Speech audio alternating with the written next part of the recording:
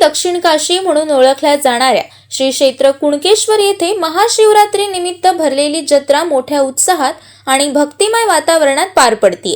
समुद्राच्या कुशीत वसलेल्या या शिवमंदिराच्या दर्शनासाठी महाराष्ट्राच्या कानाकोपऱ्यातून भाविकांनी अलोट गर्दी केली। कुणकेश्वर जत्रा ही केवळ धार्मिक विधींपुरती मर्यादित नसून ती एक मोठी आर्थिक उलाढालही मानली जाते। यामध्ये मालवणी पद्धतीचे खाजे, लाडू, रेवड्या आणि गरमागरम भज्यांची दुकाने भाविकांचे आकर्षण ठरतात। मुलांसाठी विविध खेळणी, पाळणे, ब्रेक डान्स आणि गृहिणींसाठी दैनंदिन वापरातील वस्तूंची मोठी बाजारपेठ येथे थाटण्यात आली आहे। मंदिराच्या प्रांगणात होणारे दशावतारी नाटक आणि स्थानिक भजनांच्या कार्यक्रमांनी जत्रेची रंगत अधिकच वाढते।